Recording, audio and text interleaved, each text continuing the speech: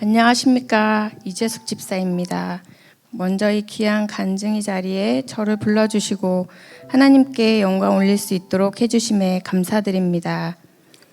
어느 날 둘째 아이 세연이에게 급하게 전화가 걸려왔습니다. 둘째 아이는 아파트 돌봄센터를 다니고 있는데 학교가 끝나면 부모님이 올 때까지 케어해주는 맞벌이 부부를 위한 아이 돌봄센터입니다.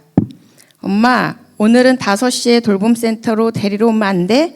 다른 친구들은 다 그때쯤 집에 가서 나 혼자 있단 말이야. 알았지? 오늘은 꼭 5시에 와야 돼. 늦으면 안 돼. 보통은 6시쯤 일이 끝나고 아이가 집에 오는데 아마 요즘 친구들이 일찍 가니까 혼자 있기 심심했는지 오늘은 1시간 일찍 본인을 데리러 오라는 전화였습니다. 오늘 할 일이 좀 많았지만 서둘러 끝내기로 결정하고 알겠다고 답을 한 후 전화를 끊었습니다. 요즘 둘째 아이가 손으로 사부작 무엇인가를 만드는 걸 좋아하는데 가는 길에 그걸 사다 주면 좋아하겠지? 그리고 오늘은 둘째가 좋아하는 메론도 좀 사가야겠다. 그런데 웬걸요, 아이를 위해 이것저것 하다 보니 시간이 어느덧 5시를 넘어서고 있었습니다. 아이에게 전화가 수도 없이 이어지고 저는 금방 간다, 곧 간다, 조금만 기다려줘라를 반복하다가 결국 6시에 아이를 데리러 가게 되었습니다. 돌봄센터에 아이를 데리러 갔을 땐 아니나 다를까 울먹이며 소리를 지르다 이내 집에 와서는 방문을 걸어 잠그는 아이를 달래주어야 했습니다. 세연아, 엄마가 늦게 오려고 일부러 그런 게 아니고 너에게 오다 보니 너가 좋아하는 만들기도 사오고 싶었고 비싸서 그동안 못 사줬던 메론도 오늘은 엄마가 2통이나 사왔어. 엄마가 일부러 늦은 것도 아닌데 좀 이해해주면 안 돼? 그게 그렇게 화낼 일이야? 엄마는 세연이가 기뻐할 거라고 생각하고 이렇게 선물들 가지고 달려왔는데 안 먹겠다, 필요 없다, 누가 이런 거 사가지고 6시에 오랬냐, 5시에 오래지 않았냐. 아이의 투정을 듣다 보니 누군가가 생각났습니다. 바로 저의 모습이었습니다.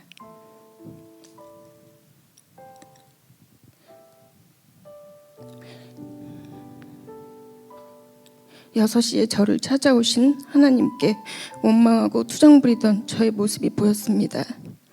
많은 선물을 들고 저에게 6시에 오시기 위해 하나님은 얼마나 기뻐하셨을까요? 저보다 더 얼마나 빨리 오고 싶으셨을까요? 그런데 저는 그 시간을 기다리지 못하고 내가 원하는 5시만을 고집하고 살았던 것 같습니다. 성도님들의 하나님은 지금 몇 시에 계실까요? 자녀는 부모를 늘 새로운 출발점에 서게 한다는 말이 맞는 것 같습니다. 가난했던 유년의 시절엔 이런 부모님을 만나게 했던 하나님을 원망했으며 목회자의 자녀로 살았던 청년의 시절엔 세상의 즐거움을 늘 단절시키는 부모님을 원망했으며 결혼을 하고 성인이 되어서는 주어진 현실에 다시 하나님을 원망했으며 감사가 많은 삶보다는 불평과 불만이 더 많은 삶을 살았던 것 같습니다. 지난주 목사님이 맥주절에 대한 말씀을 하시면서 선 감사함으로 하나님께 먼저 드리라는 말씀에 참 많은 생각이 들었습니다. 그리고 감사함을 세어보라는 말씀에 하나하나 적어나가기 시작했습니다. 적다 보니 저에겐 참 많은 감사가 있었습니다. 이 간증 시간에 다 나열했다가는 성도님들 내일 아침에 집에 가실 수도 있을 것 같아서 제가 몇 가지만 추려보았습니다. 부모님이 일찍 돌아가셨지만 그로 인해서 하나님이 저를 긍휼히 여겨주시니 감사. 가난했지만 그로 인해서 가난한 자들의 마음을 헤아릴 수 있으니 감사. 목회자의 자녀로 살면서 그분들의 삶의 고단함을 알 수 있게 해주셨으니 감사. 그리고 배우자를 위해 기도했던 3가지. 성실하며 하나님을 신실하게 믿는 자며 부모님이 2분 다 살아계셔서 내가 받지 못한 부모의 사랑을 받게 해달라는 기도의 응답을 박정훈 권사를 통해 이루어 주심에 감사. 자녀의 축복으로 사랑하는 2 딸을 주심에 감사. 동역할 수 있는 믿음의 친구들이 있음에 감사. 너무 많아서 이 정도로만 적겠습니다. 제가 이 감사들을 적다 보니 알게 된 사실은 저의 모든 고난의 순간들이 힘들고 어려웠던 시간들이 하나님께 더 매달리며 기도할 수 있는, 그래서 그분이 고난을 기쁨으로, 원망을 사랑으로, 그리고 그분의 한없고 무한한 사랑을 알게 해주셨습니다. 그 무한한 사랑은 남편의 사업장을 통해서도 늘 경험하고 있습니다. 개인적인 사정으로 절반만 내던 임대료와 관리비를 앞으로 2배로 내야만 하는 현실에 놓였던 어느 날, 갑자기 어릴 적 아버지의 죽음과 동시에 30년도 넘게 연락이 없었던 삼촌에게 연락이 왔습니다. 잘 지내니? 그동안 어떻게 살았니? 아이들은 잘 크니? 등등 저의 안부를 묻고 저도 삼촌의 안부를 물으며 전화를 끊었습니다. 전화를 끊고 아이들에게 주라며 치킨과 피자 쿠폰도 보내주셔서 잘 먹고 며칠 후 다시 삼촌의 전화가 왔습니다. 재수가, 근데 이게 아닌 것 같으다. 너에게 제일 힘든 일이 지금 뭐니? 물으시길래 아무렇지 않게 지금의 사정을 말했습니다. 임대료와 관리비를 이제 2배로 내야 하는데 사실 좀 걱정된다. 그래도 하나님이 여기까지 운영해 주셨으니 앞으로도 이끌어 주시리라 믿는다 등 코로나로 모두가 힘드니 우리 사업장을 위해 기도해 달라고 말씀드렸습니다. 삼촌에 들려오는 대답에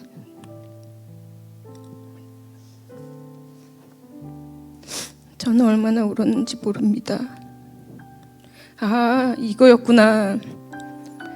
하나님이 재숙이 너의 가정이 지금 많이 힘들다면서 도우라고 하셨단다. 그리고 너의 가정을 위해 새벽이고 밤이고 기도하게 하셨단다. 나를 얼마나 잠도 못 자게 밤이면 새벽마다 깨우시는지, 내가 불면증으로 잠을 못 잔 지 오래되었단다. 내가 그래서 사실 며칠 전에 전화했고 치킨도 사주고 피자도 사줬는데 그랬는데도 계속 새벽마다 깨우시더라. 그래서 이게 아니었구나 싶었단다. 내가 앞으로 1년간 너희 사업장의 임대료를 전부 내주마. 대신 너희는 1년 안에 자리를 잡아야 한다. 1년이다. 거기에 10만 원씩을 더 보낼 테니 아이들과 먹고 싶은 거 사 먹으렴. 하나님이 너희 가정을 정말 사랑하시나 보다. 그렇게 삼촌의 지원이 1년간 이어졌고 그 물질의 도움의 끝이 딱 올해 2월이었습니다. 저번에 박정훈 권사의 간증처럼 저희는 그 도움이 끝난 직후 하나님은 부모님들의 마음을 움직여 2월 새로운 공장을 계약하게 해주셨습니다. 제일 힘들었던 그때 제가 의지했던 분은 하나님이셨고 늘 그 부르짖음에 외면치 않으시는 하나님 아버지는 그렇게 제게 많은 선물을 들고 6시에 오셨고 저는 감사하며 하나님께 영광 올릴 수 있었습니다. 목사님이 늘 말씀하시는 우리의 삶을 하나님께 드린다는 표현을 저는 개인적으로 참 좋아합니다. 우리의 삶이 하나님께 반드시 쓰임받기를 원합니다. 그래서 늘 주어진 자리에서 저 스스로에게 묻습니다. 나는 당장 지금 하나님께 쓰임받을 수 있는가? 대답은 항상 내 주님입니다. 제가 최근 신명기 말씀을 읽고 있는데요. 얼마 전 읽다가 마음에 새긴 말씀으로 이 간증을 마치겠습니다. 신명기 14장 26절에서 29절. 내 마음에 원하는 모든 것을 그 돈으로 사되 소나 양이나 포도주나 독주 등 내 마음에 원하는 모든 것을 구하고 거기 내 하나님 여호와 앞에서 너와 내 권속이 함께 먹고 즐거워할 것이며 내 성읍에 거주하는 레위인은 너희 중에 분깃이나 기업이 없는 자이니 또한 저버리지 말지니라. 매 3년 끝에 그해 소산의 10분의 1을 다 내어 내 성읍에 저축하여 너희 중에 분깃이나 기업이 없는 레위인과 내 성중에 거류하는 객과 및 고아와 가부들이 와서 먹고 배부르게 하라. 그리하면 내 하나님 여호와께서 내 손으로 하는 범사에 내게 복을 주시리라. 아멘. 이 모든 영광을 하나님께만 올려드립니다. 감사합니다.